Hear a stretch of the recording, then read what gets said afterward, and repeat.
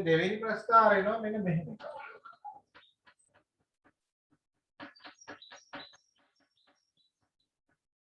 දෙවෙනි ප්‍රස්ථාරය මෙන්න මෙහෙම එකක්.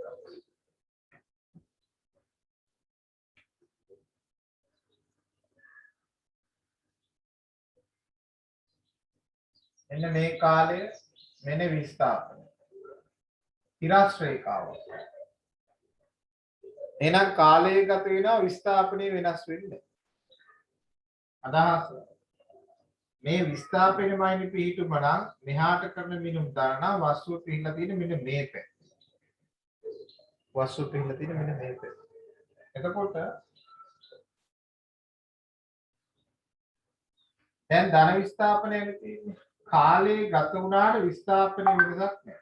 දැන් මම ප්‍රස්ථාරයට ඇන්කීපේක් මෙයන් ස්පර්ශකයන් දුබව ටිකක් උඩින් ඇදලා තියෙන ඕගොල්ලෝ පොඩ්ඩක් වෙන පාට පෑනකින් ස්පර්ශන පරිදි ඇදලා.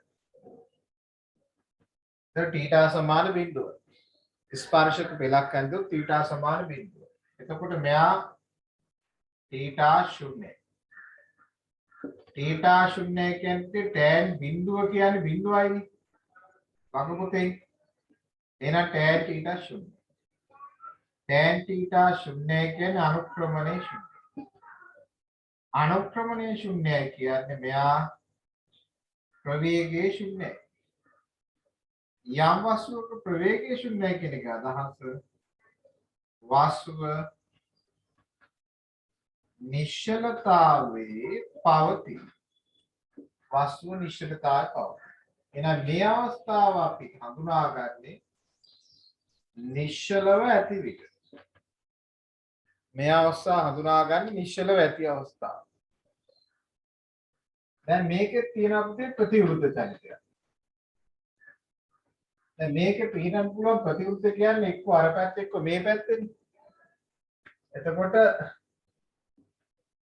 මෙයාගේ ප්‍රතිවිරුද්ධ චලිතය කියන්නේ විස්ථාපනයමයි ඉක්ක මේ පැත්තේ නිශ්චලතාවයෙන් තිබ්බොත් තමයි දාන්න.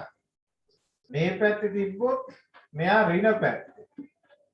යම් කිසි වස්තුවක් මෙන්න මෙහෙම ප්‍රස්ථාර යටින් එනවා නම් ඒ කියන්නේ ඍණ පැත්තේ තිරස් රේඛාවක් තියෙනවා නම් ඒක අපි කියන්නේ නිශ්චලතාවයේ තියෙන හැබැයි ප්‍රතිවිරුද්ධ පැත්ත.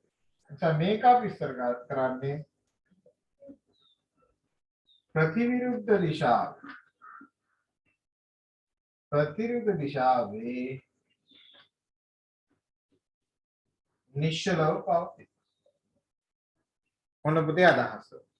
එතකොට දැන් මේක අපිට හොඳට තේරුම් ගන්න පුළුවන් මෙහෙමද ඔයගොල්ලන් ගෙදර තියනවා කියන්නේ ගෙට ඉඩමට ඇතුළේ වෙන තැන ගේට්ටුවක් හරි වැටක් හරි මොකක් හරි කඩුල්ලක් හරි මොකක් හරි කඩුල්ලට හරි ගේට්ටුවට ඉස්සරහින් වාහනය නතර කරලා තියෙනවනේ යා ධන විස්ථාපනයක් තියෙනවා. වාහනය නතර වෙලා තියෙනවා.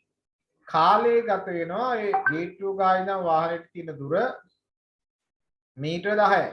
දැන් ඕගොල්ලෝ එකට බලනවා දෙකට බලනවා තුනට බලනවා ඒ විස්ථාපනයේ මීටර 10යි. කාලය ගත වෙනවා විස්ථාපන වෙනසක් නැහැ. එහෙනම් ධන දිශාවේ නිශ්චලව පවතී.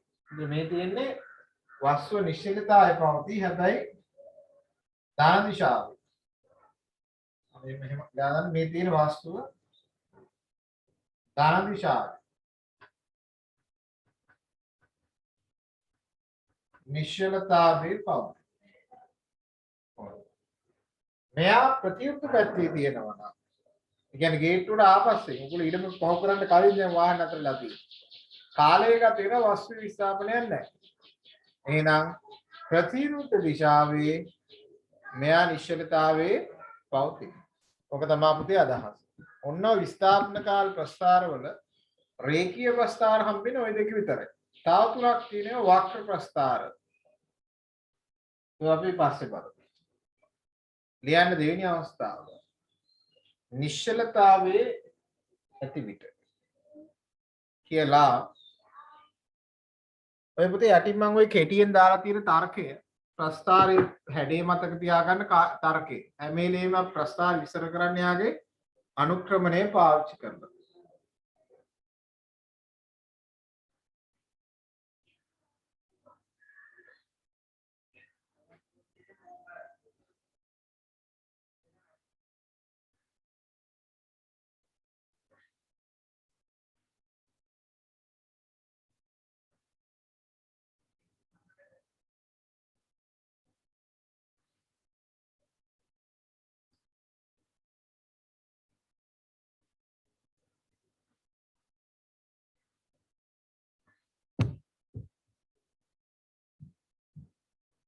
ගන්න බලන්න.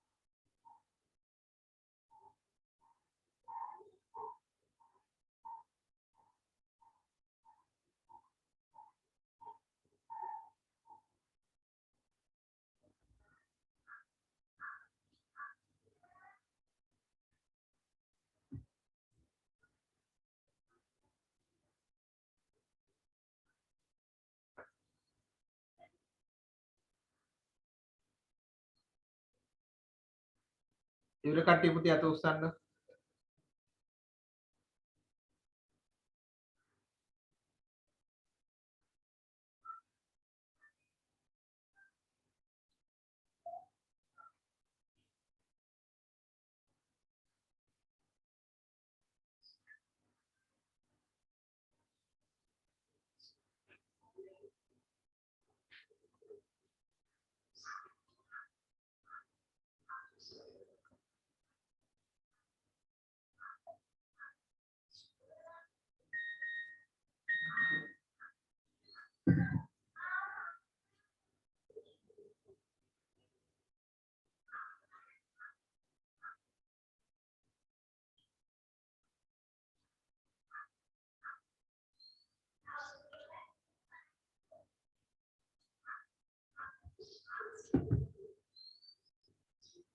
ඉවර කට්ටිය අත උස්සන්න.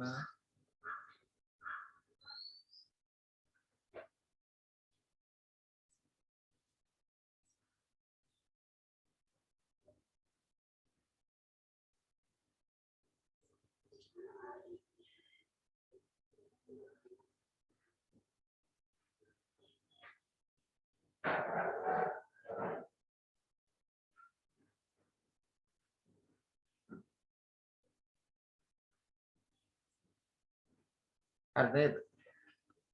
ඒ තමයි පුතේ ප්‍රධාන රේඛීය ප්‍රස්ථාර දෙක. ප්‍රධාන රේඛීය ප්‍රස්ථාර දෙක. තා ප්‍රස්ථාර තුනක් තියෙනවා. අපි මේකට කලින් උදාහරණයක් කරමුකෝ තේරුම් ගන්න.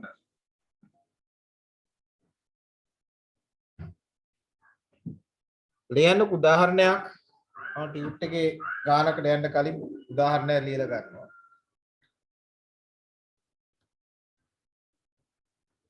ලියන්න ප්‍රස්ථාර උදාහරණ ප්‍රස්ථාරයේ දැක්වෙන්නේ. ප්‍රස්ථාරයේ දැක්වෙන්නේ. තප්පර 60ක කාලයක් තුල. තප්පර 60ක කාලයක් තුල.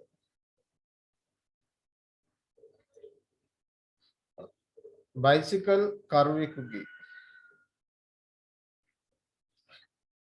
බයිසිකල් කරුවෙකුගේ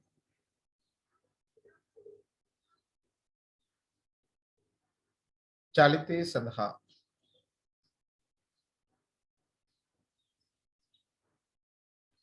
විස්ථාපන කාල ප්‍රස්ථාරයයි.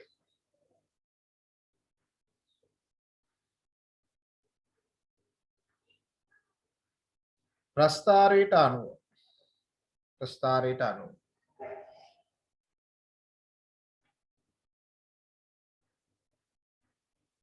පළවෙනි කොටස තප්පර 60 දී සිදු වූ විස්ථාපනය. තප්පර 60 දී සිදු වූ විස්ථාපනය.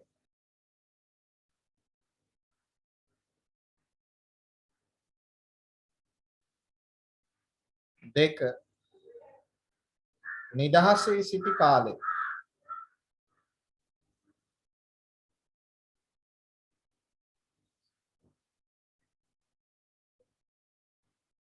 තුන තප්පර 60 දී සිදු වූ විස්ථාපනය. එතන පොඩ්ඩක් පුතේ වැරදුනා. පළවෙනි කොටස ලියන්න තප්පර 30 දී විස්ථාපනය ගන්නකො පළවෙනි කොටස. පළවෙනි කොටස තප්පර 30 දී විස්ථාපනය. තුන්වෙනි කොටස තමයි තප්පර 60 දී විස්ථාපනය.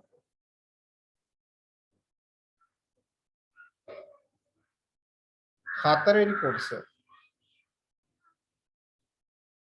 පළමු තප්පර 30 දී ගමන්ගත් ඒකාකාර ප්‍රවේගය. පළමු තප්පර 30 දී ගමන්ගත් ඒකාකාර ප්‍රවේගය.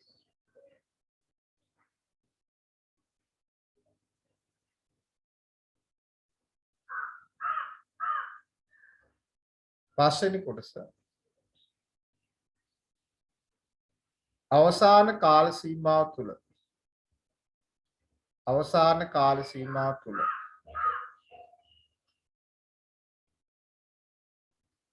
ගමන්ගත් ප්‍රවේගයේ විශාලත්වය හා දිශාව.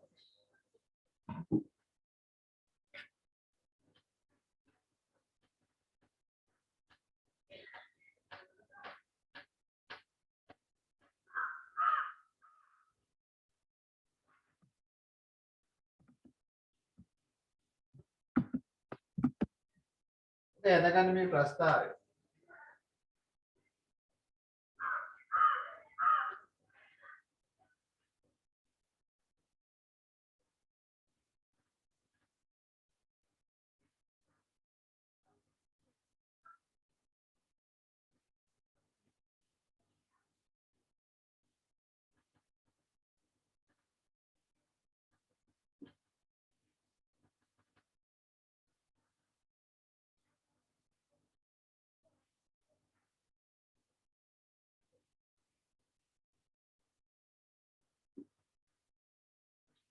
මොන පුතේ ප්‍රස්තාර.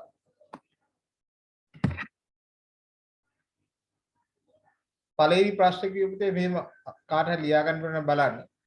තප්පර 30 දී සිදු විස්ථාපන. දෙක නිදහසේ සිටි කාලය. තුන තප්පර 60 දී සිදු විස්ථාපන. 4 පළමු තප්පර 30 දී ගමන්ගත් ඒකාකාර ප්‍රවේගය. 5 අවසාන කාල සීමාව තුළ ගමන්ගත් ප්‍රවේගයේ විශාලත්වය හා දිශාව. හරිද?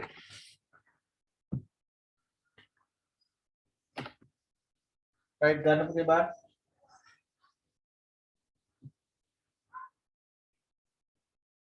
විනාඩි 5ක් දෙන්නම් මට කරලා දෙන්න බාර්.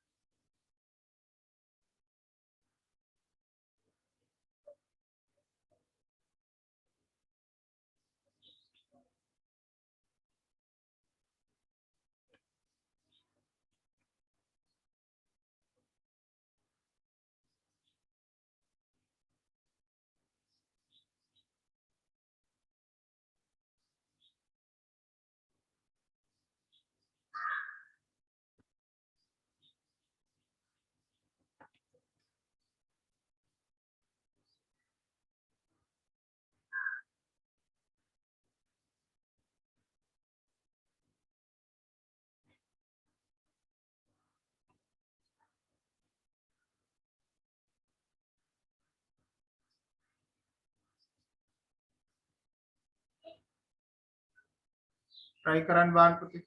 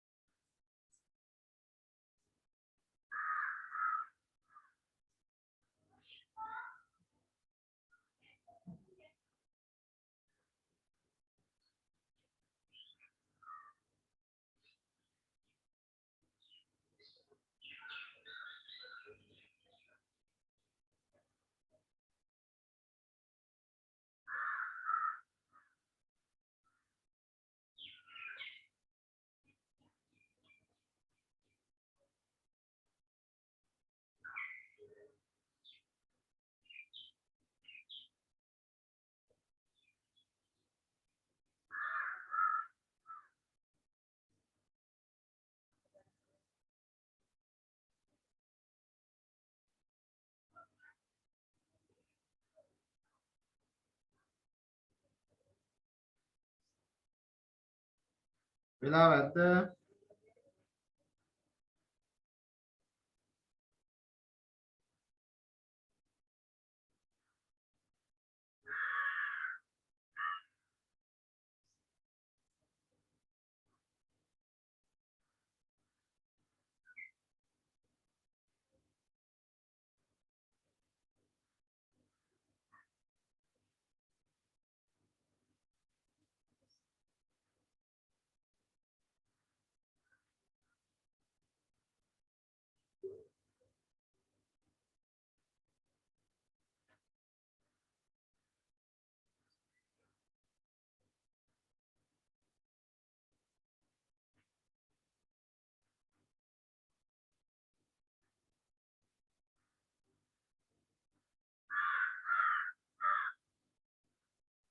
බලමු උත්තර.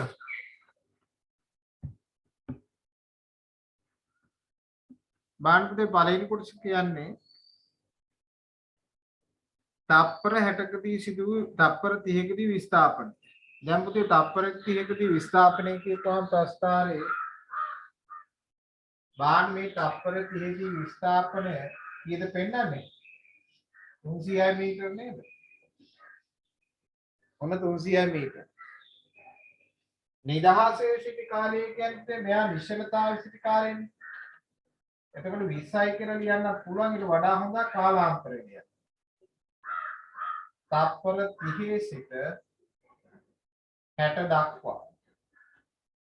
තප්පර 30 සිට 50 දක්වා. 30 සිට 50 දක්වා. නිදහසේ සිටි කාලය. තප්පර 60 දී විස්ථාපනය. බාන් තප්පර 60 වෙනකොට අක්ෂ පෙන්නන්නේ කීයද?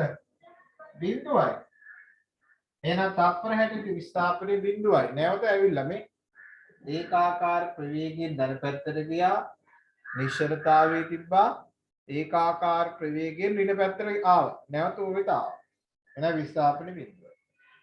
තප්පර 30 දී ගමන්ගත් ඒකාකාර ප්‍රවේගය. දැන් තප්පර 30 දී ඒකාකාර ප්‍රවේගය අපි දන්නවා. මෙයාගේ ප්‍රවේගය කියන්නේ අනුක්‍රමණය. අනුක්‍රමණය කියන්නේ tan θ. tan θ කියන්නේ මේ උස බෙදීම මේ උස. 300 බෙදීම 30. එනම් දෙකෙන් මෙයා 10 මිශ්‍රණය. ඔන්න ප්‍රස්ථාර මගින් තොරතුරු ලබා ගන්න. පස්වෙනි කොටස අවසාන කාල සීමා තුළ ලබාගත් ප්‍රවේගයේ විශාලත්වය හා දිශාව. දැන් අවසාන ප්‍රවේගය මේ පැත්තට නෙවෙයි තියෙන්නේ. මේ පිටුපිටේ ප්‍රවේගයේ ඍණ දිශාව. එතකොට ලියන්නේ ප්‍රවේගය සමාන අනුක්‍රමණය. අනුක්‍රමණය ගන්න පුතේ මේ පැත්තේ නන්නේ.